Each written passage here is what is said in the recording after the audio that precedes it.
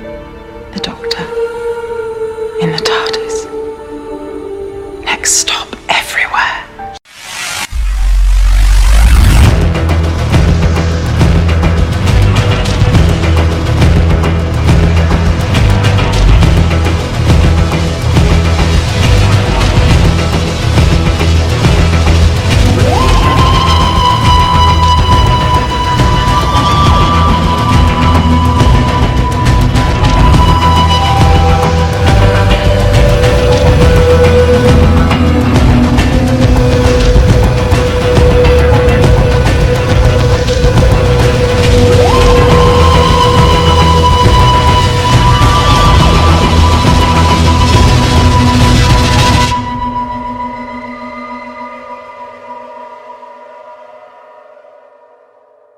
Hello again, everyone. Welcome back to Next Stop Everywhere, the Doctor Who podcast.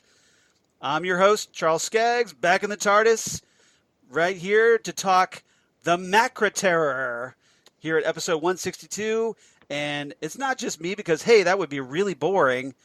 So I asked one of our great special guest companions, one of our favorite special guest companions, John Takacs, to come back on Next Stop Everywhere to talk the Macra Terror with me. So welcome back to Next Stop Everywhere, John. How you doing, man? Doing good, Charles. Thank you very much. But, you know, there's no such thing as Macra. There is such thing as Macra. Okay. We've seen Yeah, them. I got the Blu-ray, so I believe it. I've seen them. They're claws. They're out there. Such a fun story to do, too. It was. And it actually, I think, adapts pretty well for the time here, the time period, you know, even though it's one that was told in 1967. So yeah, this was all the way back then. And I think the themes kind of translate a little bit because they're a little bit Orwellian in a lot of places, especially with the controller. I've described this one as 1984 with giant crabs. Yeah, exactly. Yeah, a bad case of the crabs, shall we say. Maybe, hopefully there's an ointment or something for that. Yeah, or a cat meme. Yeah, exactly. So obviously everybody out there, you've heard John before. We've talked Seeds of Doom, Brain of Morbius, Mind of Evil, Stolen Earth, Warriors of the Deep. And I really wanted to talk about this story, the Macra Terror, because, hey, it was recently revived, because this was one of the lost stories of Doctor Who that was sadly sent to the junk pile and exterminated by the BBC in their infinite wisdom. And so it's been lost. We've had audio recordings and telesnaps and, you know, little snippets of video clippings here and there, but nothing along the lines of a full televised episode that could be presented until now, where it's been one of the new recent animation revivals of the Patrick Troughton era, you know, similar to Power of the Daleks or what's the other one I'm trying to think of from the Troughton era? Maybe this is it. I'm trying to think if there was any others so far. I know. Faceless ones are coming out. So is next year, and Fury from the Deep as well. Mm-hmm. So, but maybe this is the second, I guess, from the Troughton era. Yeah, they did the Ice Warriors, but that was just to link the ones that they already had. Right. That's it. Exactly. There's been kind of missing ones. I think. The Moon Base. The Moon Base, exactly. That was the other one I was trying to think of. Maybe that's what I was thinking of. Because considering that this story takes place right after the Moon Base. Yeah. Because it picks up on the cliffhanger, you know, like where they see a giant claw on the TARDIS monitor. Not sure exactly how they saw a claw, but all right, let's just roll with it. It's the TARDIS. It's the TARDIS. It can do whatever it damn well wants. That's exactly. So John was kind enough to join me for this one because I was dying to talk about this one. And Jesse, as some of you know, is less than reticent about talking classic Doctor Who at times, especially something animated. So I'm really appreciative for John because I really wanted to talk about this one. And I got to finally watch it for the first time this past week because I saved it because I knew this was coming up, and I wanted to save it so it was nice and fresh to talk about it. And I'm really glad to talk about it. So with that in mind, of course, the story written by Ian Stewart Black, who wrote the previous stories, The Savages and The War Machines. I really like The War Machines. It's one of my favorite Hartnell era stories. Yeah, I have to agree with that. Which introduced, of course, Ben and Polly. Mm-hmm. So no surprise that, he would write something from the early Troughton era as well. And this is his last story for Doctor Who, if I'm not mistaken. It was, yeah. Directed by John Davies, and this was the 7th serial of season 4 back in 1967, Patrick Troughton's first season. So, can you imagine 7 serials? So this would be, on average 4, maybe 4 to 6 episodes a serial. So, we're looking like around, episode 40 at least. 40 episodes had gone by the time this story came out, roughly.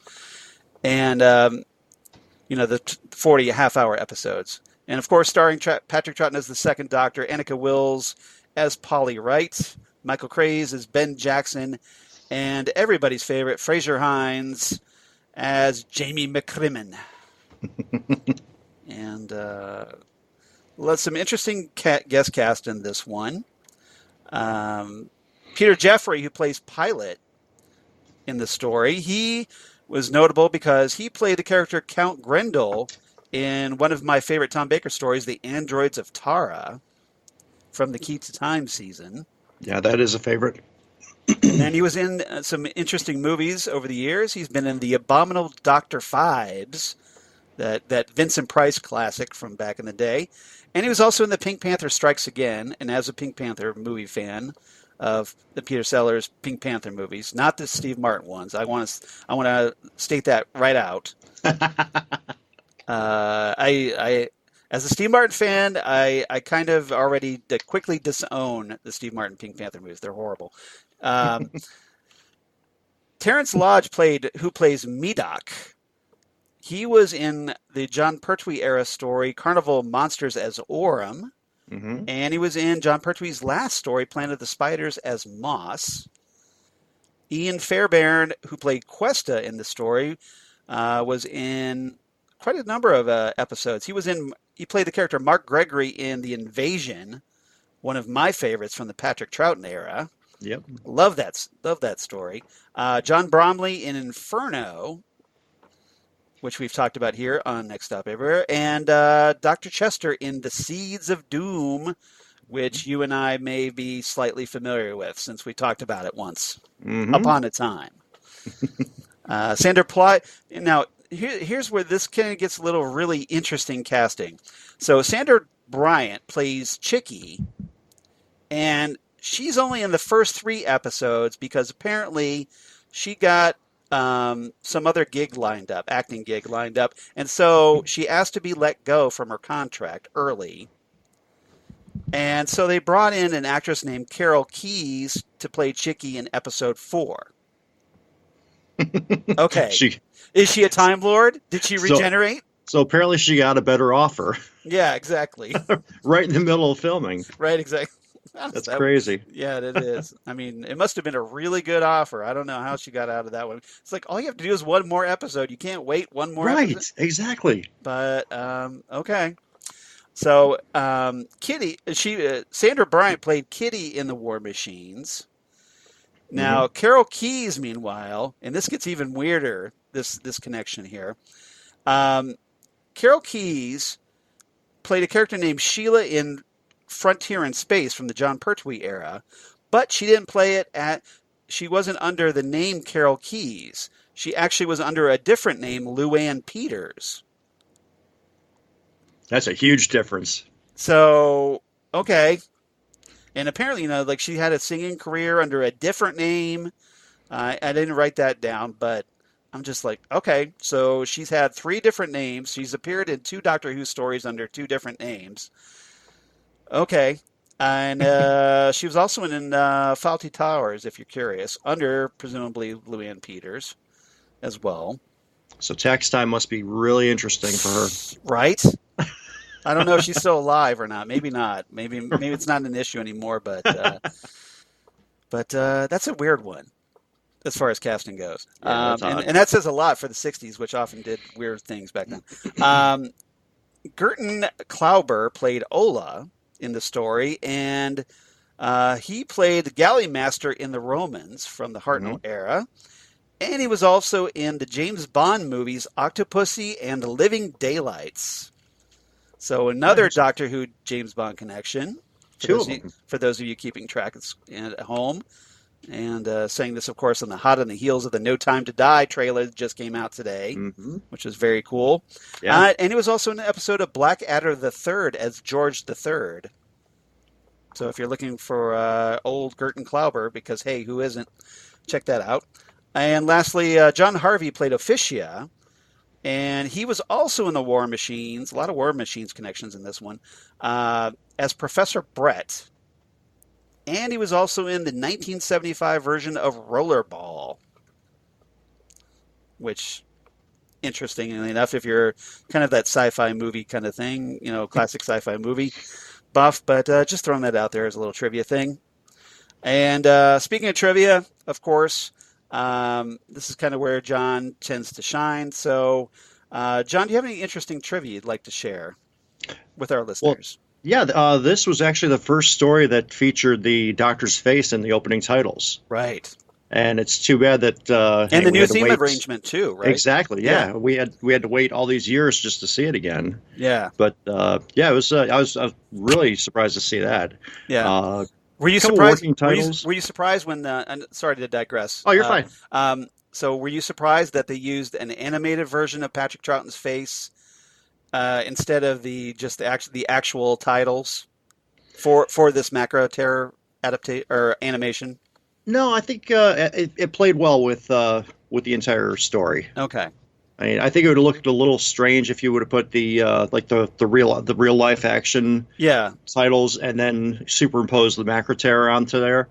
It was just a lot easier to do it this way. It just felt like more like, it was more seamless, is what you're saying. Yeah. Exactly. Okay. I'm just kind of curious if you thought it was jarring or not, if they had done it the other way. Yeah, I had no issues with it. Okay. All right. I'm just curious. All right. So anything else? Some working titles for this story were the Spider-Men. You're right. The Insect Men, and the Macras. So it's I'm kind of glad they went with Macra Terror. Yeah, just, I would have been okay with the Macras because, hey, that kind of sounds like the Daleks. Yeah. But I'm guessing they probably would have had a little bit of legal trouble from Marvel if they went with the Spider-Men. Yeah, exactly. Just a guess. The only trivia I have is that, in addition to that, I did have the title sequence. So I'm glad you brought up the titles. Apparently, in this animated version, for practical reasons, they changed hair and costume changes were cut down for the animated version, and the scene in episode 1 where Polly's hair is washed and cut, real short. They really chopped that scene up. They did. Because they didn't want to, because the different character designs, where she's got long hair, where she's got short hair. And apparently that was just probably too much for the budget, I'm guessing. Yeah, they already had a lot of the characters drawn up for the animation. Right. And they would have had to do new drawings with Patrick Troughton's hair all messed up, plus his clothes neatly pressed and everything. But the sad thing is, I've listened to the audio version of it numerous times. That's about 6 or 7 minutes that they lost on there. And the character of Barney, that's most of his lines in there. Right. And he gets introduced early on, but he just gets completely cut out of there after that. So thankfully he's still there with the audio version. Right. Yeah, it does seem like a major edit to the story. Now, granted, it doesn't really affect the story by taking it out. No. Because, okay, Polly's got short hair from the beginning as opposed to just several minutes into the episode. Right. But it is a little jarring, I think, especially if you're like you and me, who had listened to the audio several times, and you're like, where's that scene? Yeah. And so it's like, hey, it feels a little incomplete.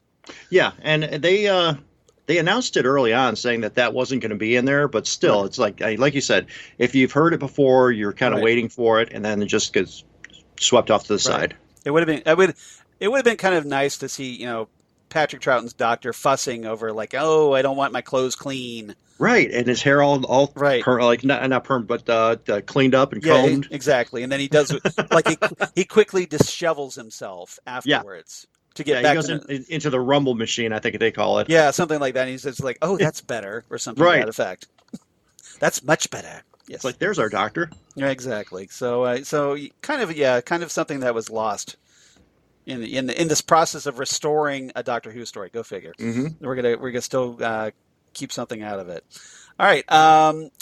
Before we get into our main topics, any general thoughts you want to give about this story before we get into the details? Well, Your general like I take said, on this one. I've had the audio version since I want to say the 90s when I went over to the UK, and the first time I went over there. Right. Got a chance to pick it up when I was over there, and I played the heck out of that thing. And it was one of those things where every so often you find information about here's another lost story that had been found. I had always wanted them to find this story. Right. And then eventually, as time went on, they just started animating them. Thankfully, they did this one, and I want to say the animation in this story is probably the best I've seen. Do you like it better than the Power of the Daleks? Yeah, the Power of the Daleks to me seems a lot. It's more static. Yeah, I think if you notice in Power of the Daleks, their arms kind of seem to flail around. Right, exactly. Like they're almost like they're marionette puppets or something. Yeah. And for the amount of time that Sun and Moon Productions had to do with this with, right. I mean, they did a heck of a good job with it. Yeah. And I know a lot of fans have griped about, well, why can't the animation be better? And the simple answer to that is, well, they have to make money on these or they won't be able to continue making them. Yeah. So they have to kind of stick within their budget to make the profit margin, more viable. And it's unfortunately this is where the commerce end comes in. And the BBC, as any Doctor Who fan worth their weight should know by now, if the BBC doesn't make money on it, they're going to get rid of it. Yeah. And so this has to be profitable. So we kind of have to take what we can get, and we just have to be glad that, well, hey, at least we have an animated version now. Yeah, and so those people that complain about it, you say, that's at least we have it. Yeah. Now let me ask you a quick question. Sure. When you saw it for the first time now, did you watch the black and white version or the color version first? I watched the color version first. Okay. I'm probably blaspheming by saying that. No, not at all. And I don't begrudge anybody for watching the black and white version, because hey, it is more in the spirit of the what we know watching the William Hartnell and Troughton and Patrick Troughton eras. But my feeling is, well, it's 2019. Mm-hmm. If the story was in live action, we would love to see it in color. So here we have the opportunity to see the animated version in color. So why not go for that? Yeah, and I honestly, I think it works better in color. Yeah. When you see the ambient lighting, right, it kind of fogs out in the black and white version of it. I think it also depends on the type of story. Yeah. Because if it's something more atmospheric mm-hmm. And moodier, probably black and white might suit it better. In a film noir kind of way. Right. That kind of black and white noir film. Mm-hmm. But this story, I don't think works because the colony is supposed to be this bright, cheery, candy-like, make you sick. It's so happy. So sickeningly sweet. Yes, thank you. Right. Thank you. I was struggling for that term, and it's like sickeningly. Yes, sickeningly. Yes, that's it. Okay. That's it to a T. Sickeningly sweet. Living with a bunch of cheerleaders. Yeah, wannabe utopia. Right. So it kind of makes more sense that it would kind of be in a more colorful, livelier presentation, and then have obviously the darkness underneath with the whole thing with the controller and the Macra.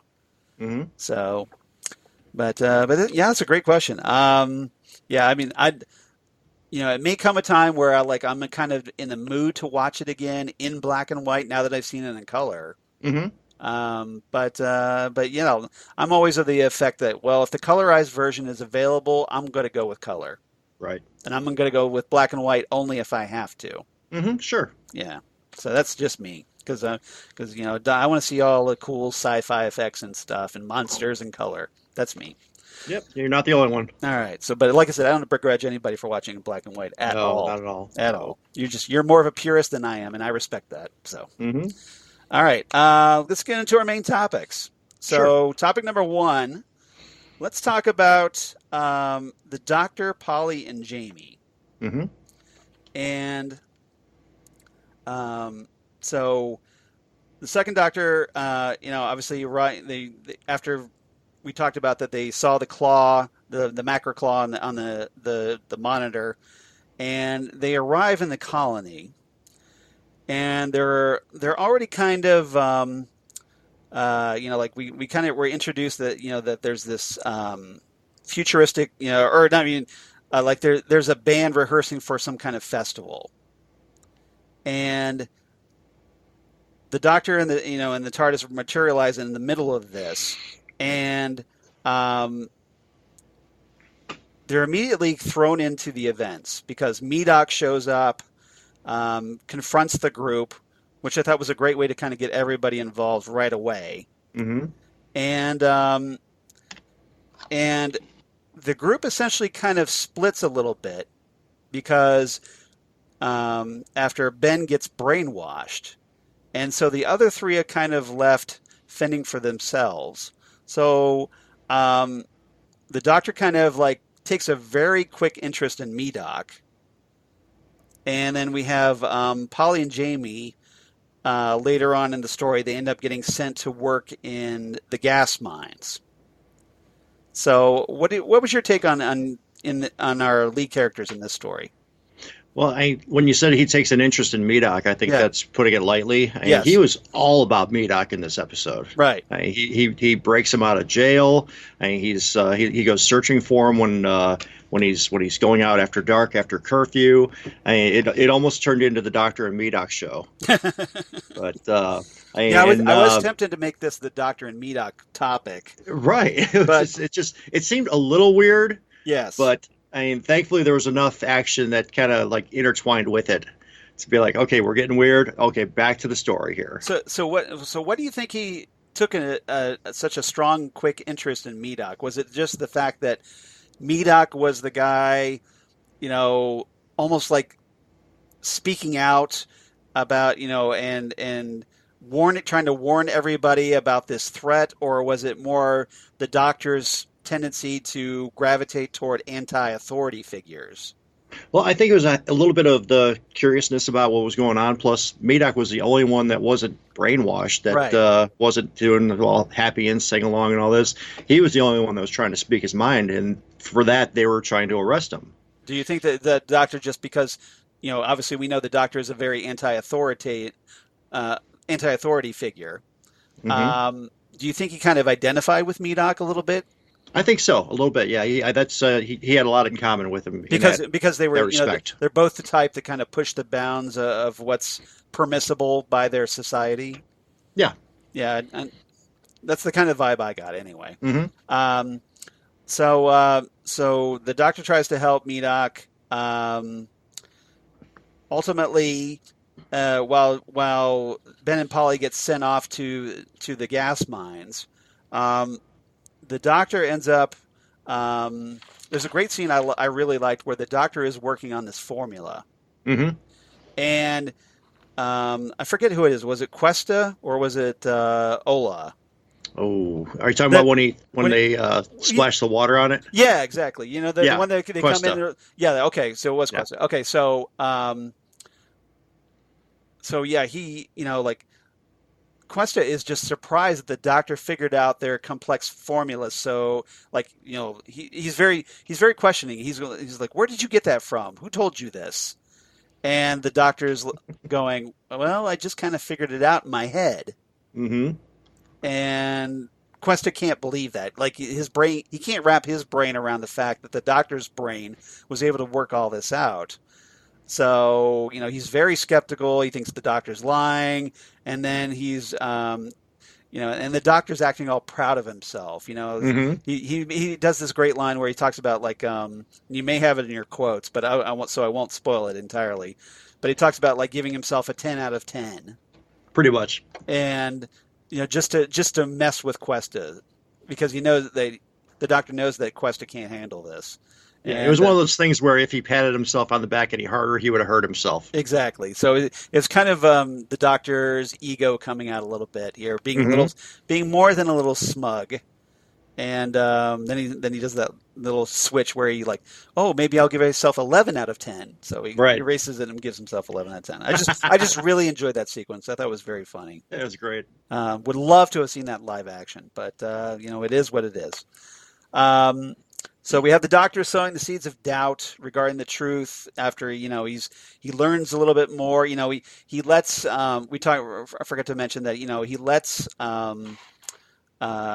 Medoc out of his cell and ultimately gets in trouble because of it. And he's sitting in the empty cell. Yeah. He expected, like, of course they're going to come for me, so I might as well just stay here. Right. Right. I love that part.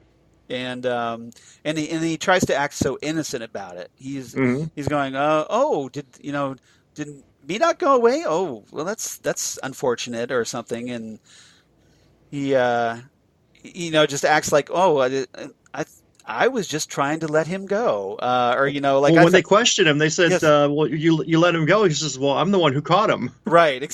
So it's like, so I guess it's my right to let him go. Exactly. Yes. Thank you. But obviously they run Jamie, or I'm sorry, the doctor ultimately learns more about the Macra, and he's obviously very suspicious about the controller, and he kind of pieces together that, obviously connects the dots that the controller is essentially a front and has been taken, the real controller has been taken over. Or, held captive by the Macra, and the Macra have kind of seized control. So we have Polly and Jamie, who probably in no small part to the doctor letting Medoc out, end up getting sentenced to the gas mines, probably also because they weren't converted like Ben by the sleep machines. And once there, they kind of learned that... Medoc gets sent down there as well. So Medoc kind of helps them and tries to warn them about the gas. Mm-hmm. And it's kind of there that they get an understanding of this gas is very poisonous, and there's no real evidence to why the colony needs this gas. No apparent reason. And so, obviously, that's one of the things that makes the doctor suspicious. Now, another thing that I thought was interesting was when the doctor confronts Ben. And we could probably, I don't know if we want to say that for when we talk about Ben or not, but I like the fact that the doctor challenged Ben and kind of helped bring him back from being controlled. Yeah, and he seemed like he was like in and out of it throughout the entire episode, like from 2 to 4 with the episodes. Like there'd be times where he was with the doctor, and there'd be times that he's with control. Right. Yeah. So let's see. Is there anything else about the doctor, Polly or Jamie in this one? There was kind of an extended sequence with Jamie avoiding the Macra in the tunnels. Oh, in episode 3, yeah, that to me seemed like just a lot of filler. That's the vibe I got too. Yeah, because I don't think it was the same sequence. We better show them. Yeah. Right. Yeah, and they did a beautiful job animating them, but it just went on forever. Yeah, it did because the gas gets shut off, so the Macra gets a little weakened and gives Jamie time to get farther down the tunnel, and then the gas comes back on, and it did seem kind of like padding the story a little bit out to 4 episodes. Yeah, but I love the fact that the story itself, it was almost like they were like treating the audience like they were kids. Okay, well, so here's this gas that we have to mine, and he says, well, what's it for? So, well, it's important. That's all you have to know. Yeah. Yeah, they gave them no information. I don't even think they knew what the gas was for, Probably but it was not. important to the colony. Yeah, and for reasons we find out, obviously, it's important to the Macra later on. Mm-hmm. All right. So let's talk about Ben and the colony. We kind of started talking about Ben. Mm-hmm. Now, were you surprised the first time you had listened to this story that Ben was the one who ends up getting manipulated by or mind controlled by the colony? At first, yes, but then when I realized, Ben's a sailor, he's used to taking orders. Right. I think he was more susceptible to it than Jamie, Polly, and the Doctor. That's a good argument because he is used to that discipline, like you said, used to following orders. That does make more sense. Yeah, that's a great argument. I was really taken aback. Not just because, obviously you hate to see the companions getting mind controlled. Mm-hmm. God knows it happened to Sarah Jane just about once every fourth story. Yes. But and I felt bad for it every time. But Ben, that's primarily what happened. I mean, that's his whole purpose in this story, is just essentially to be the mind controlled robot that ultimately breaks free of his conditioning at the very end of the story. He kind of vacillates at various times, presumably because, his will is trying to break the conditioning. But for the most part, he's very frustrating, and he obviously creates some concern among his fellow companions, like Jamie and Polly. Mm-hmm. Do you think that do you think there should have been more lingering effects in future stories from this for Ben? I don't think so, because Polly was mind controlled back in the War Machines, right? So I think she probably had an understanding of what happened after the fact. But when there was tension, and he was a jerk to the rest of them. He was pretty horrible. Yeah. You would think he would be spending most of the episode 4 apologizing for his behavior, right? But not so much. Maybe maybe the doctor episodes. The doctor even said, it's okay. At least you're coming back. Yeah. And the doctor is obviously very understanding because he knows it's not Ben's fault, for one thing. Right. Mm-hmm. And I did like the scene where the doctor kind of goes around, he's wise to the fact of those devices releasing that gas, and which is used to kind of make people susceptible to the conditioning. That sleep gas or whatever it was. Yeah. And so he goes around breaking all the devices. Yeah, including the one in Pilot's room, which is probably why Pilot ends up ultimately siding with him late in the story. Yeah. But now the other colonists, we had Ola, who's obviously apparently the leader, the governor behind the colony. Yeah. He's the one barking orders at everybody. You get the impression quickly on that he knows what's going on with the Macra, but doesn't care as long as he's in charge. And so, do you think he wasn't aware of the Macra? Because the vibe I got that he was aware of the Macra. He just was like, "Look, there is no Macra. Just forget what you just saw. Didn't happen." And he figures, well, as long as the colony runs smoothly and the Macra get what they want, we're good. Now you're talking about Ola or Ola. Or Pilot. Okay. I think he was just he seemed like a head of a security that had the big head. Oh, I see what you're saying. That he was not. I guess I was confusing him and Pilot. I see where you're getting confused because Pilot is essentially in charge. Yeah. But Ola was because he was in charge of the security. He was more forceful, so I guess he kind of stuck out in my head that he was the one in charge, or at least he certainly acted like the one in charge more than Pilot. You're right. It seemed like he wanted the job. He wanted the job, yes. Yeah. Yeah. But yeah, Pilot, because he's the one Pilot going did, around criticizing the pit operations. And, right, exactly. Yeah. And Pilot, he's dismissing everything until they start talking about Macra. And he's like, "Well, what are you talking about?" Right. And he seems very defensive about it. So it's like I was on the fence. Like, so Pilot, does he know about it or doesn't he? So, see, a kind of vibe I get is that Olin knew, but Pilot didn't.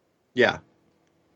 Pilot probably heard the rumors about it. Right. But quickly dismissed them because that's not what goes on in. I think the place was actually called Happy Colony. Yes. Now, obviously, we're going to talk about the controller here in a second, but any of the other colonists or anything anything of note that you want to bring up before we move into our third and final topic? It just seemed like the whole colony was based around an airport, and you've got it's like controller was your air traffic controller that was running the place. Yeah. Pilot was taking orders from control, and if you listen to the audio, because like I mentioned earlier, Barney has a lot more to do in the audio than he does on the televised version. Right. He seemed to be like the lead flight attendant. He was there to keep the colonists happy and. Yeah. Keep them satisfied. So it's just it didn't dawn on me till probably about last week when I was doing the rewatch. I was like, wait a second, this is an airport. So what did you make of the scene? Speaking of Barney, now that you bring him up, the scene where Jamie does the Highland fling. Oh, that was hard to watch. Where he flings himself out of the room. Just the sing along and all that. I was just like, oh, come on, please. It was very campy and very 60s. It was. And then when they all kind of move out of the way and there's Ben right there, I'm like, wait a second. So he was part of the group too?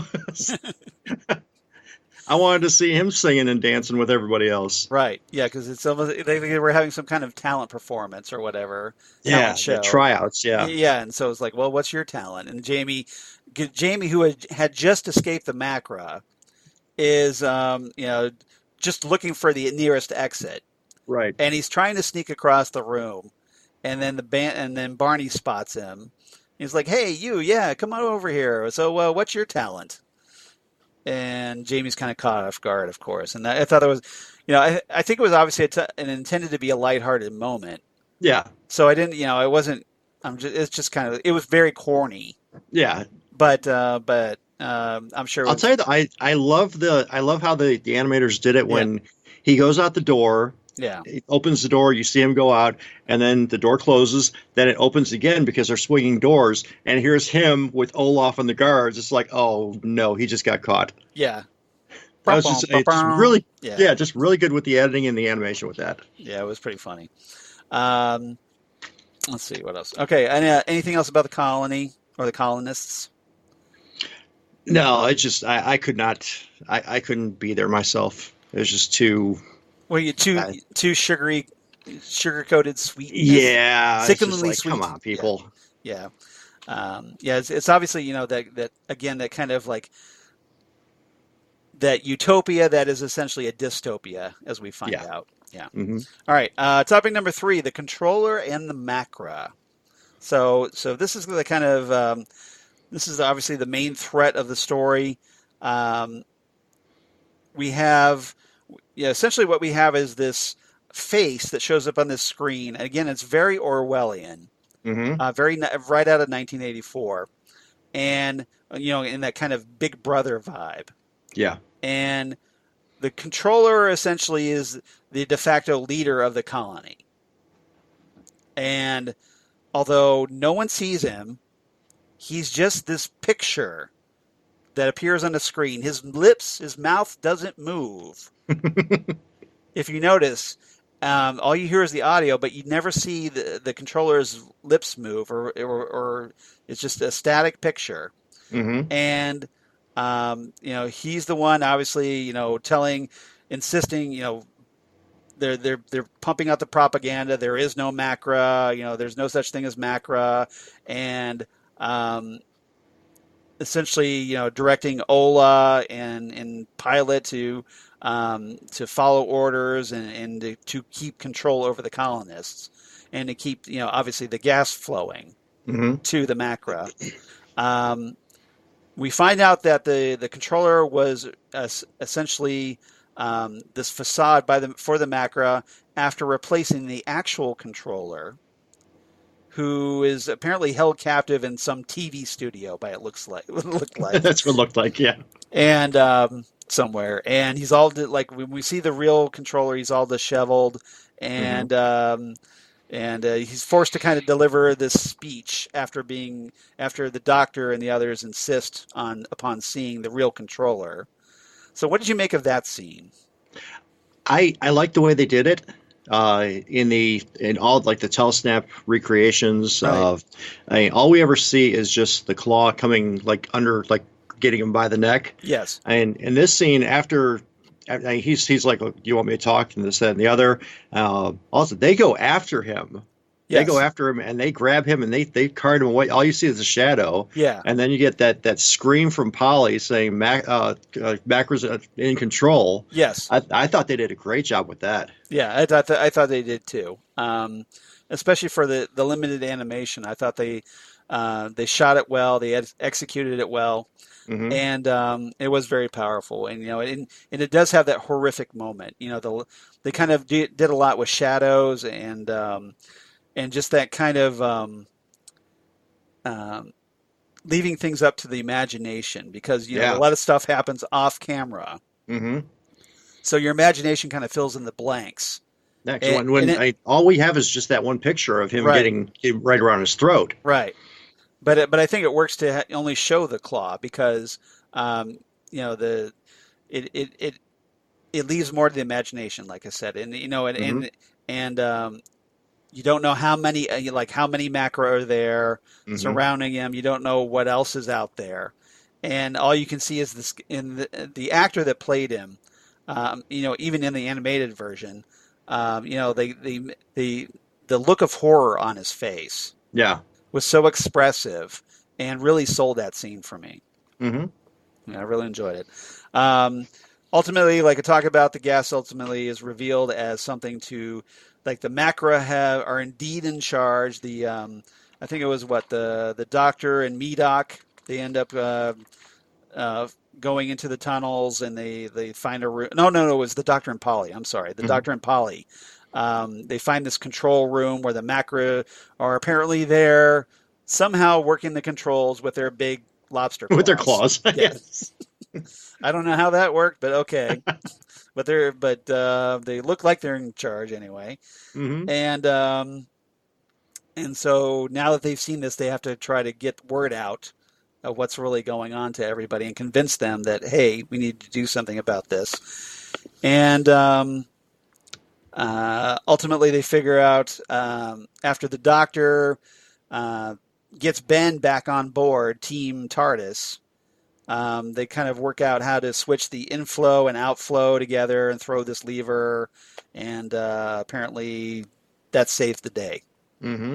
So what did you think of the resolution for dealing with the Macra threat? Was it satisfying? Think at that point in time, because I think at that point in time, there's no way he's going to turn them to they're not going to become good. Right. They've got their own agenda. And obviously, people are disappearing. They're going down to these mines. even poor Medoc ends up dead. Yeah. And I don't think there was any other way. He had to do the old Brigadier blow up the Silurians deal. Yeah. Yeah. Which always makes you think of the Doctor as being hypocritical for being mad at the Brigadier when how many times has he done that to other aliens races? Yeah. Yeah. But on a plus side, at least the colonists had crab for probably a few months after that. But did they have enough butter? That's what I want to know. A nice butter sauce. There is no such thing as butter. No. I can't believe it's not butter. So the Doctor and everyone, at the end of the episode, they, for whatever reason, the colony decides, hey, let's decree a dance festival in honor of the strangers and offer the strangers trophy. And Ben goes looking for the Doctor, sees him essentially playing his recorder, So this is early on in the Troughton era, so he was still playing with the recorder a lot. Right. And he's kind of just hanging out, chilling to the music, and then Ben tells him, well, hey, they want to make you the next pilot. Yeah. And so the doctor, who at first is like, well, this is great, let's just hang out and enjoy all this. Then once Ben tells him about that he's under nomination for the next pilot, the doctor is like, okay, that's it. Everybody pick up. We got to get out of here. They do the Highland fling out of there. Yes. Exactly. That's even in the audio. Anneke Wills, she narrated it. She's like, they did the Highland fling, which I thought was perfect. Yeah, because with the way that the audio kind of ends, it's like, well, what do we do now? Try to get out of here. They're trying to get out of there, and so they decide to do the Highland fling just like Jamie did. Although how they knew what Jamie did, I have no idea. But okay, let's just roll with it. All exactly. Right. All right. Anything else about the story? I liked the fact that and this is the second real story that we have Jamie with as a full-time companion, and it's fun to see where he was back then throughout the progression. Right. Because he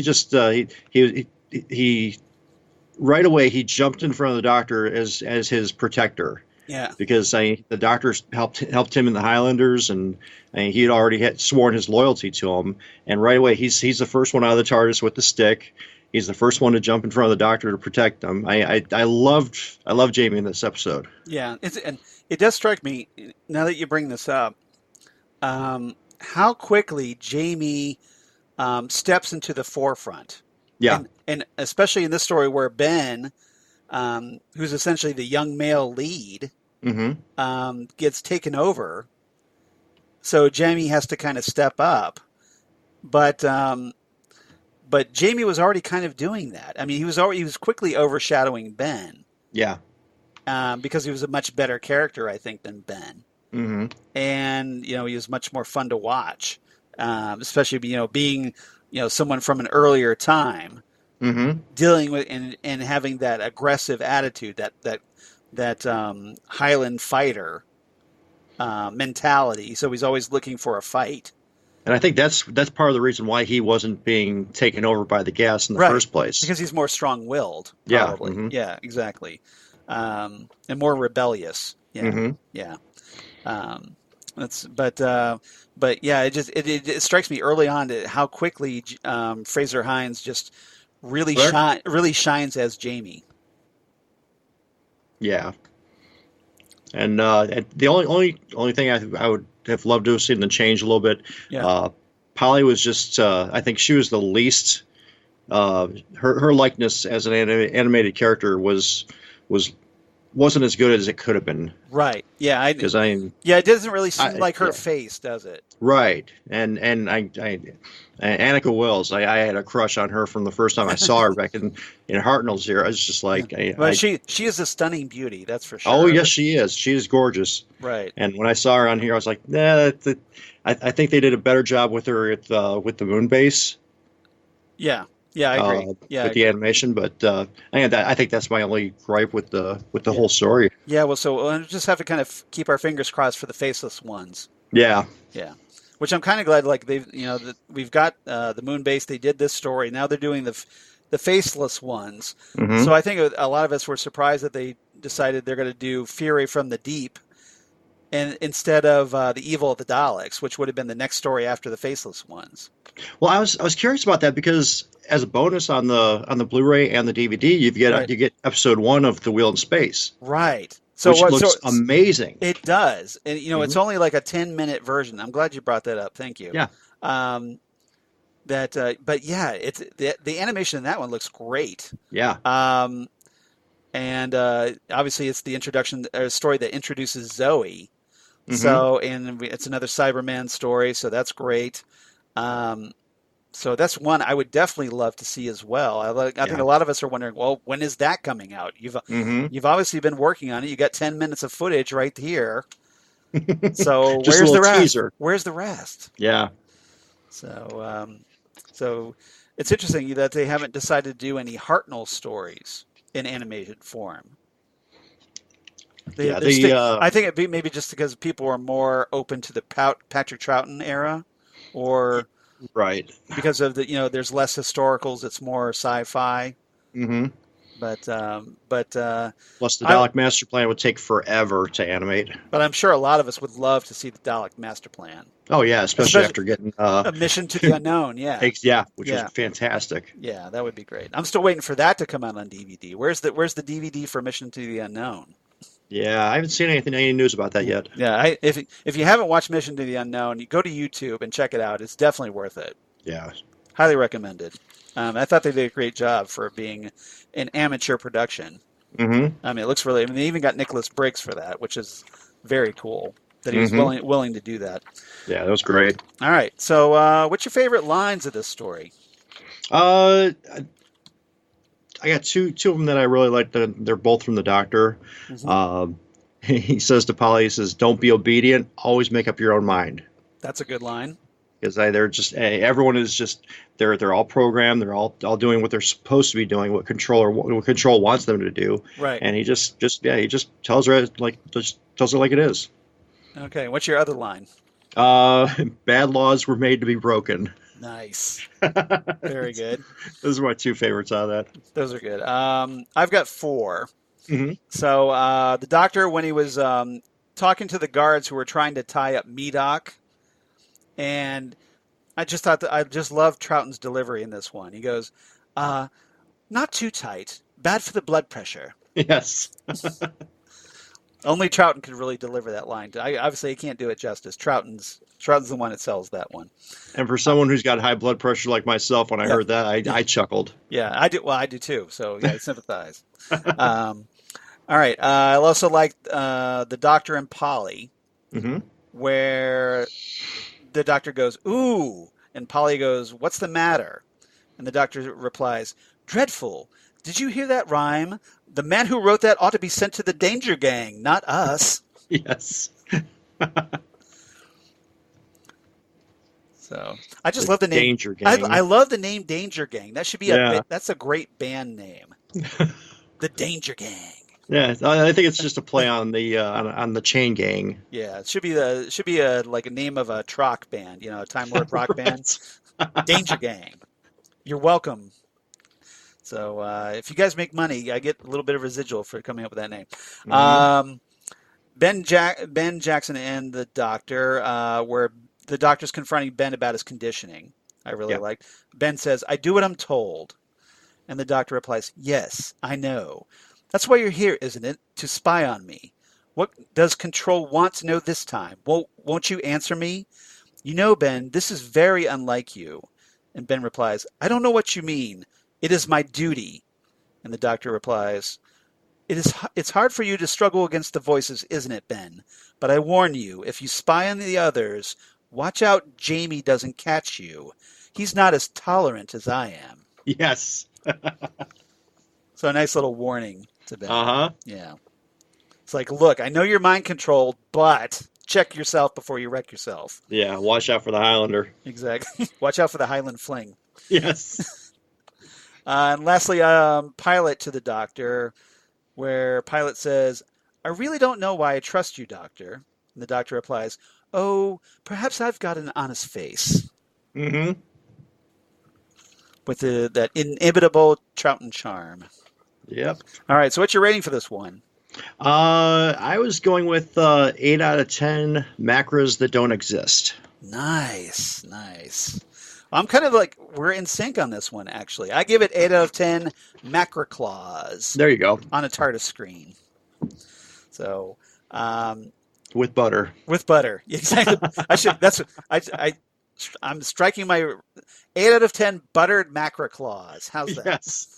You go with the crab cakes.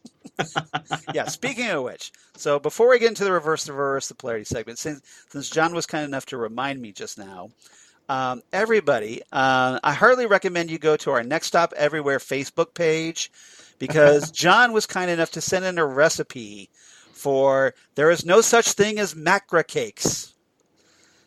There was nothing in the Doctor Who cookbook for macra, so I decided to just play along and make up my own recipe for him. That's awesome. So, yeah, obviously, he sent that to me today. He emailed that to me, and I couldn't resist. So, I thought that was brilliant, and especially considering, obviously we're talking about the Macra Terror. Mm-hmm. So I went ahead and posted that. I posted the full recipe, everything John sent me on our Facebook page. So if you want to go to Next Stop Everywhere, the Doctor Who podcast on Facebook, there's a post right there, fresh on the links.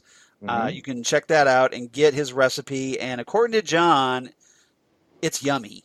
Yeah, they were delicious. You enjoyed it. Oh, I did, and I made it accessible for people with type 2 diabetes, Right. or anyways watching their carbs. You just substitute the breadcrumbs substitute them with almond flour.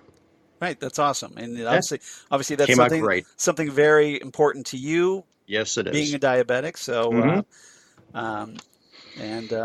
but I really appreciate you doing that and being willing to share that with everybody else out there. I had to have fun. So yeah, why don't you next time you're watching the Macra Terror, or if you're listening to this episode right now, you want to go back and make some macra cakes, and then you could kind of chill out with eat some macra cakes while watching the Macra. And let me know what you think of them. Yeah. Let John, Chef John. That's right. Yeah, he's Chef John. All right. So thank you, John, for doing that. I really appreciate it. Yeah, no problem at all. All right. All right. So reverse the polarity segment. This one should be pretty obvious. Yeah. Given the villain. So I'm gonna let you go ahead and guess which one, since you probably already know what it is. So what episode did I pick, John? Oh, that had to have been Gridlock. You are correct, sir. Yes, the third episode of Series 3 in 2007, written by Russell T. Davies. Why? Because, hey, it's the only other story that has the Macra in it. Go figure. But it's a modern era story, so it counts. All right. So the 10th Doctor takes Martha to an alleyway in the city-state of New York on New Earth, because everything's new, where street vendors are selling addictive mood drugs in the form of sticky patches to help the people deal with their emotions. And we have a young couple named Milo and Sheen kidnapping Martha, explaining that Sheen is preggers, and hey, they need 3 adult passengers so they can use the fast lane. And they promise to drop Martha off when they reach their destination 10 miles away. Okay, that sounds great, only it's supposed to take 6 years. That's a long commute. Yeah, really. It's like, why don't you just walk, people? That's my problem with this story. It's like, you want to go 10 miles? Just walk there. Do we forget how to walk? Okay, granted, there's poisonous gas in there. Okay, but, regardless. So the Doctor chases after Martha's kidnappers, arrives at the motorway, a completely enclosed highway filled with thousands of hover vans stuck in, you guessed it, Gridlock. One of the motorists, a cat man named Brannigan, love Brannigan. Yeah, he's awesome. Helps the Doctor. You gotta love an Irish cat guy. Yes. Gotta love him. Helps the Doctor locate the vehicle containing Martha, which is heading towards the fast lane. Very slowly. The Doctor tries to call the police, but gets put on hold. And noting that the television broadcasts and the vans are looped, the Doctor realizes there's no way out of the motorway and tries to reach Martha himself by breaking into and out of vans on the way to the fast lane, which is a very cool sequence where he's like going from van to van and meeting various people along the way. Now here's obviously where the big connection is. Martha, Milo, and Sheen drive into the fast lane and see crab-like Macra who are attempt to capture and eat those that fly in the fast lane. Because apparently, as the Doctor surmises, the Macra, for some reason, have devolved since the Macra Terror into kind of mindless creatures. And they were huge. They were huge, exactly. Yeah. They were like, jumbo. They were like king-size Macra. Yeah. King Macra. That's the next recipe. They were Alaskan King Macra. In butter, of course. Exactly. The Doctor watches as Milo's van is nearly caught by a Macra claw, but Martha realizes the Macra are attracted by the light and motion generated by the van, so she has Milo cut the power to hide in the fog. or the smoke or smog or whatever you want to call it. Novus Haim finds the Doctor, teleports him against his will to the Senate of New York, explains that a virus mutated in the drug Bliss and wiped out the entire surface population. Mm-hmm. Awkward. Those in the motorway, however, were spared by being sealed in, and the plant was quarantined. So essentially, they're protected from the virus, but they were spinning around in there very slowly. The Face of Bo wired himself in the system to keep the motorway operational, but couldn't unseal it himself. So the Doctor works with Haim to unseal the motorway, while the Face of Bo gives the last of his energy to the system, allowing the motorway's roof to open and free the motorists. Hooray! Which I'm assuming would probably get all that exhaust out and kill the Macra. Exactly. Because all that fresh air came in. Mm-hmm. Because they love the exhaust. They love the toxicity. When Martha arrives at the Senate, so essentially we have the Doctor committing genocide of the Macra. Well done, Doctor. Right. Good job. They never mention that. No, they don't. They never do they? I mean, the Doctor was on trial for genocide once. Once. All those aliens he killed once. Yeah. I'm just saying. All right. So when Martha arrives at the Senate, the Face of Bo, close to death, imparts his final message to the Doctor. You are not alone. Mm-hmm. All dramatically and ominous-like. And foreshadowy. Yep. The Doctor tells Martha the Face of Bo is wrong and admits that he's the last of his kind, explaining the last Great Time War, the dogs and Gallifrey dumping all this info on her. Mm-hmm.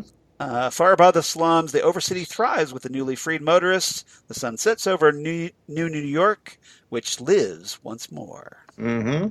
The end. And that's actually a bonus feature on the Blu-ray. They give you a copy of Gridlock on there as well. Yeah, see, I got the DVD because that's all it was released here in the States for Region 1. So. Right. But hopefully at some point, I mean, I don't really need it because obviously I have, the David Tennant's era on Blu-ray that just came out. I picked up the recent David Tennant Completes series set, which is nice on Blu-ray. So upgrade on that. Before we get into listener feedback, I just want to really quickly mention we got some big Doctor Who news this past week. Yes, we did. So we got not only, we got the brand new Doctor Who trailer for Series 12, we also finally got the premiere date. January 1st, 2020. So it'll be exactly 1 year to the day since Resolution. Mm-hmm. And the first episode we will get will be called, appropriate enough for today, Spyfall. Yep. Which, of course, is a nod to Skyfall. Mm-hmm. The James Bond movie that was really popular for James Bond's 50th anniversary, the film series. And apparently that episode is a two-parter. So one of the cool things about this Series 12, a lot of people complained that Series 11 only had standalone episodes. We lost the cliffhangers. Well, guess what, kids? The cliffhangers are back for Series 12. That's it. I'm very happy about that because ain't no cliffhanger like a Doctor Who cliffhanger. Exactly. So very happy about that.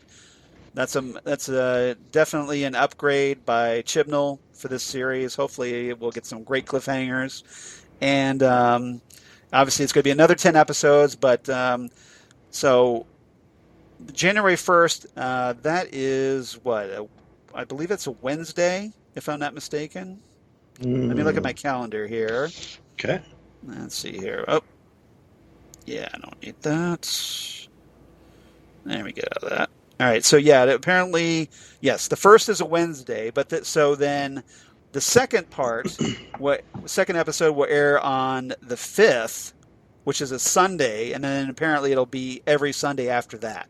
Yeah, they're going to keep the Sunday schedule. Yeah. So we've kind of lost Doctor Who on Saturdays, which I kind of miss. I kind of like Doctor Who on Saturdays because there's always so much on Sundays as far as TV, especially right now with Watchmen. But that's going to be over probably by the time Doctor Who starts, which helps. So, but there's a lot of shows that, a lot of people watch on Sundays. So, and not to mention Sunday Night Football. So, but we'll see. But we'll see what happens. So at least for a little bit, we'll be spared the Star Trek reruns on BBC America, and everyone here. Hey, apologies to all the special guest companions because we got new Doctor Who to talk about. So we're gonna kind of obviously push back on the rewatches for a while until we get through Series 12. So hope everybody understands why we're, that we won't be starting 2020. I got to get used to saying that. 2020. Yes. We got new Doctor Who episodes, so yeah, we're just gonna have to push the schedule back for the special guest companions. So I hope everybody understands. Now we do have one more next time that I'll talk about here in a minute. Before Jesse and I wrap the year up with a Christmas special. Nice. So we're not getting a Doctor Who Christmas special again, but Next Stop Everywhere has got your back. So stay tuned for that. We're going to get a Next Stop Everywhere Christmas special. Exactly. Next Stop Everywhere is doing a Christmas special. We got you covered, people. So hope everybody enjoys it too. All right. So listener feedback really quickly. First off, we have Holly Mack writing in. Yay. So always glad to hear from Holly. Especially now that she's been on Next Stop Everywhere. Dear Charles and John, it's been a while since I've watched a second Doctor story with the TARDIS team of Ben, Jamie, and Polly. Poor Medoc and the Doctor trying to help him. The talking controller saying there's no such thing as Macra and intensifying his anger and panic with a command usually means there's more to the story, or they're just plain old lying, and there's whatever they're saying is not there. Yeah, that's kind of how bad guys work on Doctor Who. The near fighting between the companions and the Doctor because of the gas was a bit tense, and the Doctor being sympathetic to what happened with Ben. It's very unusual, obviously, but we don't get to see the Doctor kind of trying to coax his companions out of mind control. Usually he just does something and frees them somehow, magically with the sonic screwdriver. The Macra look like mutant crabs. Ben being from under hypnosis that he lies about not seeing them after saving Polly. I was laughing over Jamie having to dance for the happy finals, and then Jamie Highland flinging himself to the bad guys. The Doctor still has an aversion to being in charge of a very large group of people at the end of the episode. An enjoyable story. I'll wrap it up here. Holly from Wisconsin. And that actually reminds me of one thing I loved in this episode: the fact that you always get that one picture of Ben and Polly just like grasping onto each other, looking at the oncoming Macra. They did that in the animation. Right. I love that. Well, it's kind of an iconic shot. Yeah, it is. Yeah, I'm so glad they put that in there. And Anneke Wills' expression, as she really sells that scream. She does. That that horror on her face. I mean, it's so expressive, and so it's kind of become, because you notice it shows up in a lot of retrospective fan videos and whatnot. Their when they do especially for anniversary year or anniversaries, as kind of like Doctor Who highlights. That one often makes the highlight reel. Yeah. So thanks to Holly for bringing that up, because that just triggered that. I just remembered that. Yep. Yeah, that was great. I was glad they had that in there too. Second, we have David K. Proctor writing in about the Macra Terror. I just finished watching this last episode. I wasn't aware that it had been animated until you announced it last time. Well, glad to help. That's what we do here. Next Stop Everywhere. I immediately ordered it and just got it. I really enjoy Patrick Troughton's Doctor. I appreciate how good he had to be to pull off playing an established character like he did. I guess people do. People watch plays and remakes of movies and so forth with new actors and parts they've seen before, but this isn't quite the same as that. And he also adds, Jamie is a favorite. Nice. Interesting story, decent. Hey, it says, hey, soon, even though it was a 4-part story and as an allegory of how some organizations work, the story was top-notch. Reminds me of the old story with the monkeys that are in the cage When the monkeys try to get the banana, interesting story, decent pacing, even though it was a 4-part story. And as an allegory, I'm not sure about that banana story. I've never heard that story, I don't think. Mhm. But decent pacing, even though it was a 4. Okay, so, and as an allegory of how some organizations work, the story was top notch. Sometimes you have to ask why you do something the way you do it. Even though someone says that is because we've always done it, doesn't always mean that's the way you should always do it. Overall, I give it 9 hobos in a blue box. So David really liked that story. Yes. And had some deep thoughts about it, too. All right, so thank you, David, for writing in. Always great to hear from you. And obviously, we always love hearing from Holly. So thanks, guys, for writing in. And if you want to be like Holly and David, please do write to us at nextstopeverywheresmg@gmail.com. That's nextstopeverywheresmg for Southgate Media Group @gmail.com. Or you can reach us on Twitter at nextstopsmg, or on Facebook as the aforementioned Next Stop Everywhere, the Doctor Who podcast page on Facebook. Please check that out so you can check out John's recipe. And also look for us on Instagram at Next Stop Everywhere Podcast. We definitely appreciate that. John, where can they reach you on the interwebs? Primarily through the Ohio Type 40 on Facebook. I've mentioned before we're one of the 4 big Doctor Who groups in the state of Ohio. So, and we're constantly gaining new likes. It seems like every time I do a guest spot, we get a couple more likes, I'm loving that. And then also have a that's newer because group we have the started. best fans in the universe. Yes, you do. So, absolutely, and it's not from just Ohio. We got likes from all over the place. That's great. Yeah, so I appreciate that. Yeah, please check out Ohio Type 40, guys. We have a lot of fun there. Exactly. So if you enjoy John, and hey, who doesn't? If nothing else, he's making us crab cakes, you guys. Yes. So how can you not like John? So check out Ohio Type 40. Who doesn't like crab cakes? Exactly. And I also have a little group that I just started recently. It's Type 2 Doctor Who. It's for Doctor Who fans who have Type 2 diabetes. This past June, I was diagnosed with Type 2, and I just found that it's easier to talk with other people that have it as well. And I've got it's not a whole lot of people to start off with on there, but we've got a nice little core group, and we just share stories and talk about Doctor Who. That's fantastic. That's also on Facebook. That's great. Yeah, please check that out as well, guys.